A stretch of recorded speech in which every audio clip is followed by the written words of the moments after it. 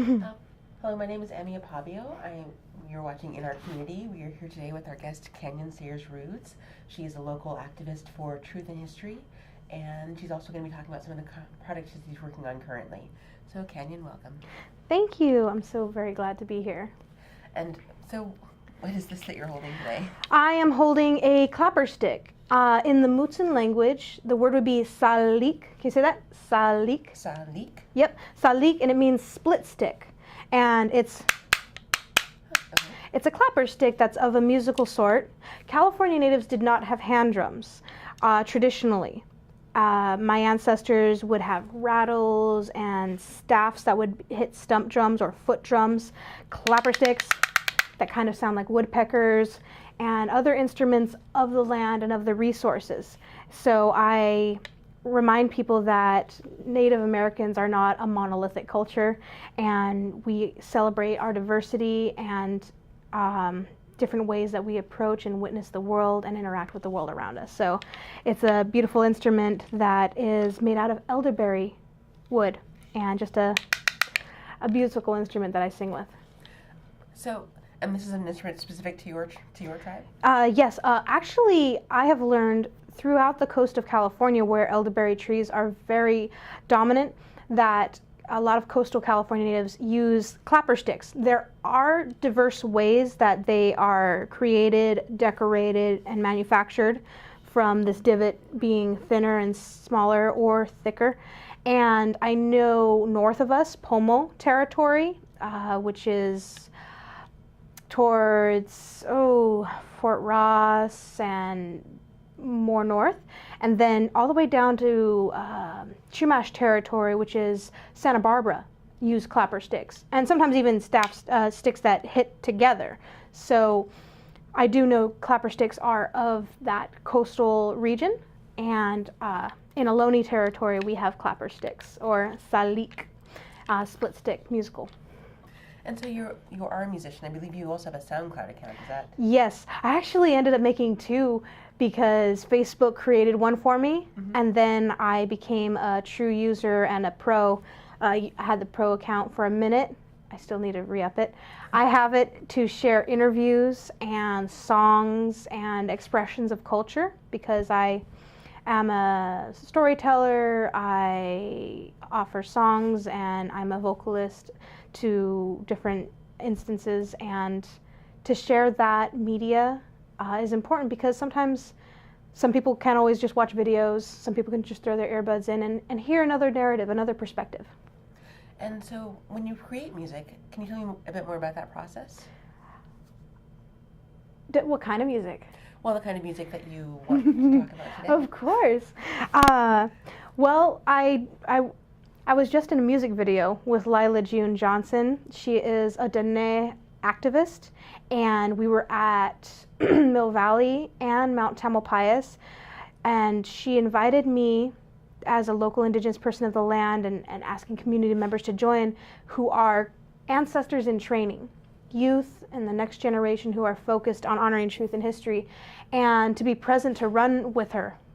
It was a physically exhausting day to run, but it was her new video that is called Time Traveler, and it talks about connecting with community. And Desiree Harp even sang, and I love one of her lines. She says, "We are here to give all our love to the ones unborn." And I'm like, oh my gosh, that I'd never heard the song, and here I am saying already yes to a music video that was from Embrace magazine, because it was initially just a little writing article, and it evolved into a beautiful project. So you were writing for Embrace magazine? She was. Oh, she was. Lila June was writing for Emergence or Embrace? Oops. Emergence magazine. Emerging, yes. Yeah. Emerging magazine, and then she's like, well, I am a artist and a writer, but can I offer a rap? And they're like, sure. She goes, can we do a music video? They're like, why not? And it just evolved, and then she wanted to acknowledge indigenous protocol of recognizing the native peoples of that land.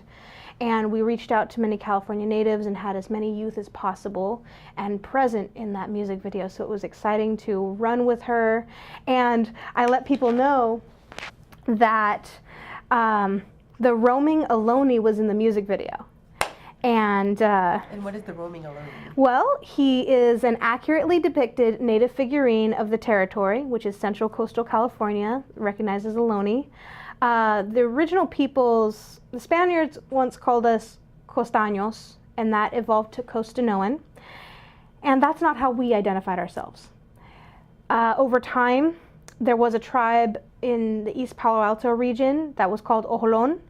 And through documentation, the native peoples of the territory hung on to that word. And we are from Ohlone. We are from Ohlone.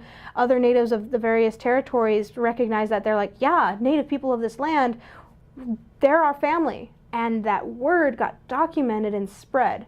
So the phrase Costanoan and the phrase Ohlone are 19th century terms. And it's kind of like saying we are a Bay Area inn or we are a Silicon Valley inn. It doesn't quite say like what school you went to, what county you're from, what territory and linguistic space you are from. So it kind of got lumped in. But it's a way that people can identify to start recognizing the indigenous peoples of the territory. San Francisco to Monterey being Ohlone territory, and him being a native figurine. But the reason why he came to be was when we think about how Native Americans are depicted in media and in various forms, they're kind of generalized and made by people who are non-native. How they see us. And he was made of a little Powhatan native figurine. And around the time that he was made, other native figurines like that little green army guy where he's yielding a tomahawk. And there's other army military beings that you can recognize their identity, their agency, recognize them. But the native peoples, you get one little army guy, one little warrior. Right. And think about any type of iconography of indigenous peoples and how it's depicted. It's usually romanticized or tokenized or industrialized or sexualized. Pocahontas costumes. I keep thinking of Twilight. Right? Yeah. The bodies and native peoples and animals, spirit beings. And so with this little figurine, one of my cousins who is a adopted member of the Pajaro Valley Indian Council wanted to create an accurately depicted figurine in regalia. Because native peoples, we don't wear costumes. We wear traditional dress, or we can say garb, but ideally the phrasing regalia is respectful. Regalia is not just beautiful adornments, it's what we wear, what we pray with. Necklaces made in a good way, every bead is a prayer. It has medicine in it. And so we don't see medicine as like a pill or something that ails something wrong. Medicine is what we bring into our life, and the paint is medicine for this one. The regalia of the necklace is medicine. He has a little clapper stick, salik. Oh, he does. And because my cousin took off the little tomahawk, and so he has his regalia. And when I explain regalia, it's what we dress and adorn ourselves with.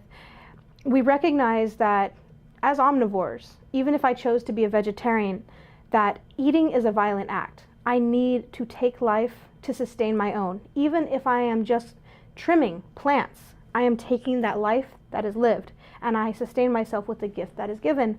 And to recognize that process, to have the indigenous mentality of recognizing the land, the plants, the animals as our kin, we hold that responsibility and are humble in that interaction. And so I explain his regalia, and I explain other instruments. Like I have a deer toe rattle, and I visit classrooms, and I say, is it made out of literal deer toes? Deer toes, literally. Yep. I say, this is 100% deer. I don't have it with me today. 100% deer. So what parts do you think it's made out of? And the kids go, ew. And I show the bone part. I'm like, what do you think this is? And they're like, bone. And I show the string. And some of them will say sinew. And I'm like, well, some rattles would be, but this is actually made out of hide. Some kids are like, what's hide? I'm like, the skin. And then I'm like, all right, what do you think these are made of? And I rattle it. And they're like, teeth. I'm like, well, teeth are a little smaller. They're like, antlers.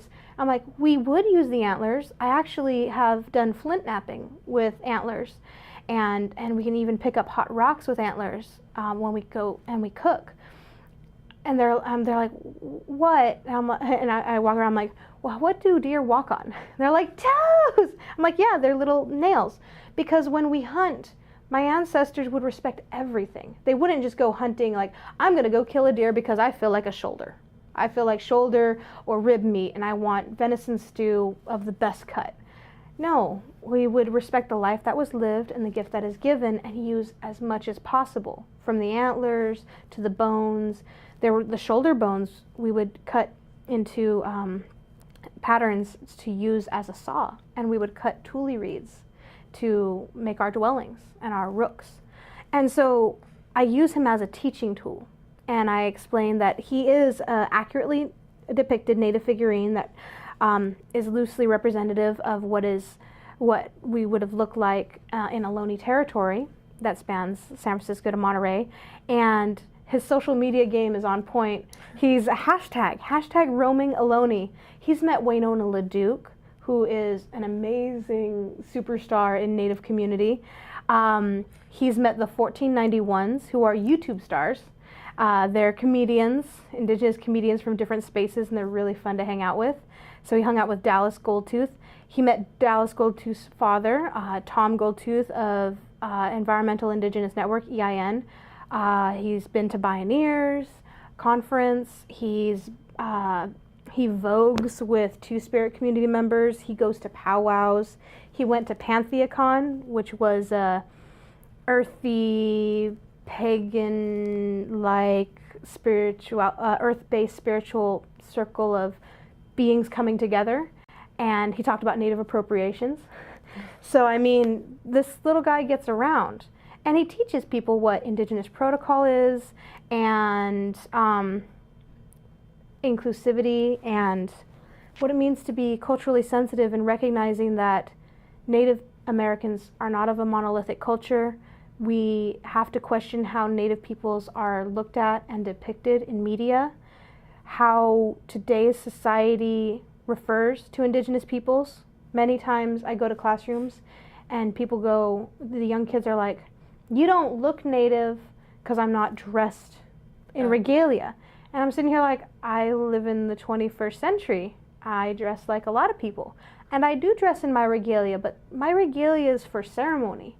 And I'm not going to be dressed ready for ceremony every single day. And sometimes ceremony is meant to be just for my own little community. It's not meant to be put on display. And I try and talk about what it means to be sensitive around that, and how books present Native peoples as extinct. The Ohlone people once were here, and then we no longer see them. Well, extinct or as pathetic in a certain way. Yeah. And books will say Native Americans were hunter-gatherer peoples. Hunter-gatherer makes it sound like hand-in-mouth type of survivalist. And then even when we say ancient technologies, they'll say bushcraft or primitive ways. It's very dismissive of Native peoples who have had an intellectual and integral relationship with the environment, who have been stewards of the land for thousands of years. I have fun bringing humor into my interactions, and I'll walk across the room and I'll say, alrighty, so when we think about history, right here we're in 2018. And then I'll walk a little bit. I'll be like, all right about here is the 19th century and the 18th century we had the gold rush, when people started coming to California to pioneer the New World. Then we go a little further, 1700s, 1800s, when the missions came through, and there were thousands of natives who were enslaved in the missions. And then we go a little further back, and we have, in 1492, Columbus sailed the ocean blue. We all recognize that. But then we go 14, and we walk. 2,000 years ago, 3,000, 4,000, 5,000, 6,000 years ago. And then people like to talk about the Bering Strait theory, where they say it was a land bridge where all the people of America came from. Yes, there were people who traveled, though indigenous peoples, we have watercraft. So that it's kind of hard to find data in the soil when it comes to watercraft. And even with that Bering Strait theory is dated 10, 11, however many thousands of years. There is archaeological data in the Americas older than that, proving there have been people on the land maintaining their integral relationship with the land longer than that theory. But even so, 1492 and thousands of years, when people say, well, you Indians all came from over here, all that time gets dismissed, where native peoples have been engaging in the environment respectfully and integrally, understanding plant medicine, understanding the animals, maintaining and stewarding the land, and just being the first permaculture designers, the first ecologists, engaging with animal and plant husbandry. And that all gets dismissed by saying Native Americans were hunter-gatherer, like we just pick seeds and we primitively would just hunt with spear or bow. Do you know how to make an atlatl? That is an amazing tool that people are unfamiliar with. And even any type of bushcraft, from flint knapping to make a weapon, to structural fishing, to making fabrics and woven strands of thread and rope and tools and resources, that totally gets dismissed in that narrative. And that's how Native peoples are depicted in history, because the colonial mindset says and deems it fit. So it sounds like not just truth in history, but also just an expansion of history. Exactly. And is that what the projects that you're working on currently, is it about expanding that definition of what history is? Of course, yes. I engage with different mediums of art, and I designed this coloring book as I started reconnecting with my ancestral language. There have been many dictionaries available Maybe through... a little bit higher? Right. And tilt this way. Oh yes, sorry about that, shining.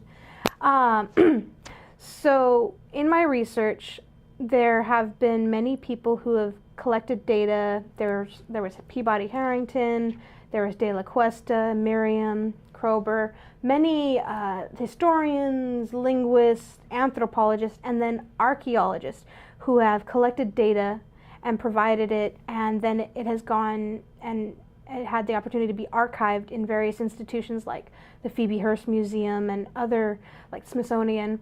And many of our community members have been working to interact with those archives. And Kirina Giri Luna and Natasha Warner got a grant to work on the Mutsun language, to work with all of those dictionaries to see similarities from over time, the data collected from different people who were taking notes, like similarities of words in the 17 and then the 1800s. And one of the last fluent speakers of our language, Ascension Solarsino, passed away in the 30s. Right. And Peabody Harrington got to interview her. And the beautiful story around that was Ascension had a dream, or she knew someone would come to her and want to talk to her, and she needed to talk to him. Something was just telling her this. And she didn't know who, she didn't know when. And then all of a sudden Peabody Harrington has this internal calling that he has to go around California and document and learn about languages and focus on whatever he was meant to focus on. And he interacted with Ascension and they documented the language. And so they were meant to connect. They didn't know they were going to, but they did.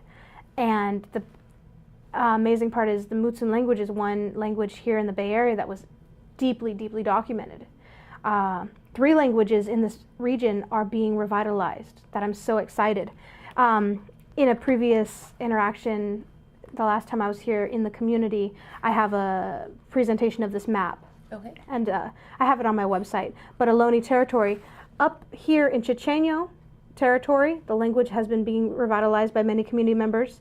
Our territory, the Mutsun, and down in Monterey Bay, the Rumsian, are 3 Bay Area languages that have a lot of passion and driven community members focused on revitalizing language and interacting with it daily. And connecting to language is so very important and beautiful. And so I'm excited to share what I do in sharing that we have diverse communities, diverse languages, yet there's some commonality with many Native peoples and communities where We recognize Indigenous peoples as being stewards of the land. We recognize Indigenous peoples of having an integral relationship with the environment and all life systems. All life is sacred. The animal and plants and beings around us are our kin, and we need to have that integral responsibility of understanding that system. And to honor truth and history will cue us in to ideally not do some of the silly, foolish, atrocious things of the past. And so we may honor the past to shape the future to go forward in a good way. So, musician, author. It sounds like you have a lot of, well, but I think that's not all that you have on your plate. It sounds like you do a lot more than that. Yes, so very much. A lot of people are like, you need to focus on a couple of things so you can execute them thoroughly. I'm sitting here like, but there's so much that needs to be done. I don't want to focus on one or two. I want to keep and maintain. And I realize that as a coyote, that's my personality. And then I'm a catalyst of ideas. So I know I need to connect with people who are, let's say, if I'm a catalyst of sparks, I need someone who is like kindling or who is like fuel, and then who is like a log who's ready to maintain that burn. Maybe someone who doesn't have all the ideas but has the drive and work ethic to stick to something and maintain it. And I would love to connect with people who have those skills, because I personally may not have them, but I know how important it is to witness someone who does, from that work ethic to the effort and energy and dedication and skill set it takes to focus and maintain, because I catalyst. And so I currently, as I said, haven't been invading or visiting spaces that have only been in the position to witness Indigenous peoples currently. I love the organizations that have long-term integral relationships with Indigenous peoples. Let's say like the Cultural Conservancy, their nonprofit is just as old as ours. Our nonprofit is called Costanoan Indian Research. And I love work that they are doing, and I love collaborative energies. But I tend to be ready to take on those who are unfamiliar, so I instigate myself into new venues. And the way I see it is, I'm working on workshops and intensives around cultural sensitivity, around land acknowledgements, around honoring truth and history. And to do that is to help people who are unfamiliar with those phrases, terms, or energies that even are involved, and to allow them to witness another perspective.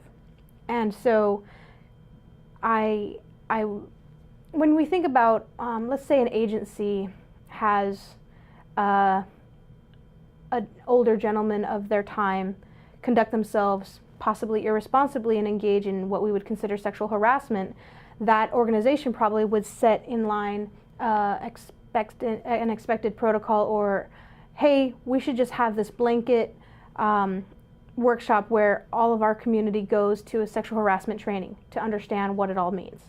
And my mind is like, we need that for cultural sensitivity. Mm-hmm. We need almost either an etiquette guideline or almost mandatory cultural sensitivity training in what it means to engage in different conversations around intellectual property rights or communal space, and recognizing the differences and witnessing marginalized voices.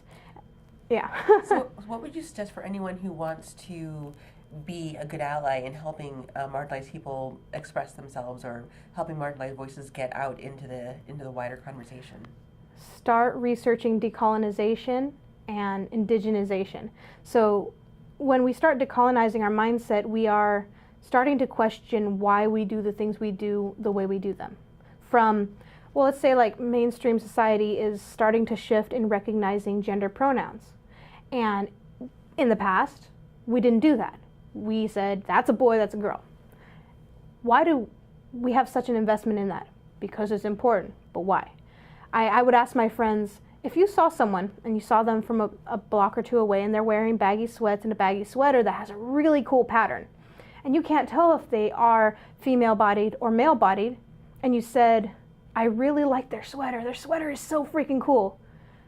There. Why is it so hard for us to just give that them, that person, until that person consents on how they want to be identified. It's not that hard. And I start asking people, like, why do we do that? Why do we see blue for boy and pink for girl? And we start asking that question and start realizing, oh, because there was a consumer shift and there was an advertising shift that had us believe that. And we start questioning why certain things are a trend, why certain things are accepted as a social norm, and how social norms shift over time, how some things are mainstream, expected, or managed or maintained as a norm, and then which are not, because things were done differently over time, and things were done differently further back. So decolonize is to question why we do the things we do, and to shift some of those things that we no longer believe are necessary. Like, let's say back in the day, slavery. That's no longer done. It's okay to change and get away from that. Same thing with today. There are some things that we need to let go of, certain habits, certain things. And then other things like, let's say it's okay to be different than somebody. It's okay to identify differently. We can respect each other for being different and celebrate that and not be so worried in what we present or engage.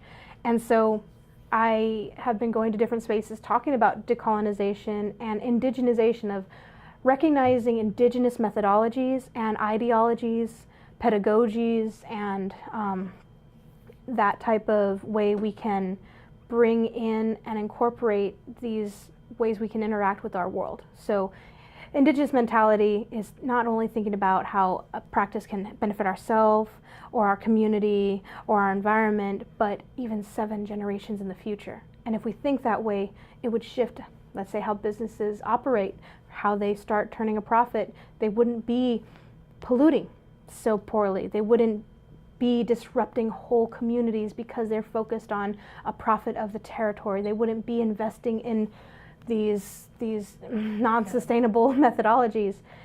So for people who want to find out more about the work you do, what is your website again? It is IndianCanyonLife.org and my /KSR, which is my personal little website. I'm very Googleable. My name is Kanyon Coyote Woman Sayers Roods, and that's with a K. I love social media, so I'm on Facebook, Instagram, SoundCloud, YouTube. I'm Coyote Woman's Creations on YouTube, but I maintain all of Indian Canyon's social media outlets, so I like to interact with people. Well, Kanyon, thank you so much for coming onto the show today. Thank you. And thank you so much for watching. You've been watching In Our Community with Kanyon Sayers Roods. My name is Emmy Apavio, and we'll see you next time.